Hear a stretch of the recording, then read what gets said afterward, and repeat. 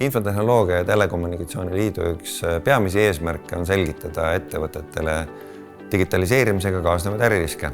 Kuna tegu on tihti jutust kõnekam ja praktika tõe kriteerium, leidsime 3 Eesti ettevõtet, kes olid valmis laskma end heatahtlikult rünnata, et ise targemaks saada ning olla sellega teistele õpetuseks ja hoiatuseks. Oleme väike ettevõte, mis pakub oma klientide raamatupidamisteenuseid. Tänu teenuste digitaliseerimisele on kõik meie teenused tänaseks pilves. Kasutame erinevaid majandustarkvarasid, erinevaid äppe ja tänu sellele on küberturvalisus meie jaoks väga aktuaalne teema, selleks et ei rakenduks erinevaid äririske, näiteks andmete leke või siis andmete krüpteerimine. Tänu sellele olen teemad ka aktuaalselt hoidnud fookuses, võtnud erinevaid koolitusi ja ka oma töötajaid sel teemal harinud. Pärast ettevõtte ründepinna kaardistamist, et leida haavatavusi, käisime läbi erinevad infolekked, et leida ettevõtte töötajate isiklikke ning tööalaste kontode paroolilekkeid. Juhul, kui samu parooli on erinevates infosüsteemides kasutatud, võib tekkida ründajatel ligipääs mitmetesse infosüsteemidesse. Kuna ettevõtte tehniline ründepind on pigem väike ning pahatihti inimene on ettevõtte küberturvalisuse nõrgem lüli, siis keskendusimegi edaspidi enamjaolt inimlikule aspektile.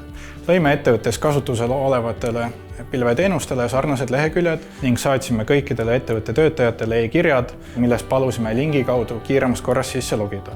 Lingi taga olev server oli loomulikult ründemeeskonna halduses ning sinna sisestatud andmed edastati meile.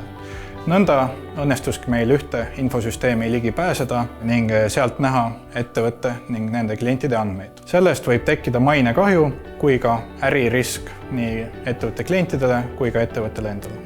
Kuigi me teadsime, et rünnakud on tulemas ja me olime hästi ettevalmistunud, olid need siiski väga realistlikud ja tekitasid seest õõnsa tunde. Väga hea oli saada praktiline kogemus, sest enne olid meie teadmised ainult teoreetilised ja tänu sellele me suudame tulevikus kindlasti veel paremini valmis olla. Finants ja marketing olid suhteliselt hästi küberrünnakus valmis, oma ettevalmistuse ja suuruse poolest. Meie ründe- ja parendusmeeskond andis soovitusi, kuidas järgnevateks rünneteks veelgi paremini valmis olla. Mõjusaim vähemalt küberründe riskide vähendamiseks on teadlikud töötajad. Ühekordne koolitus ei piisa. Vaja on regulaarset teadmiste värskendust. Küberründe toimumisel või ka küberründe ohu korral on vaja võimalikult kiiresti konsulteerida spetsialistiga. Selleks on vaja spetsialisti enne tunda.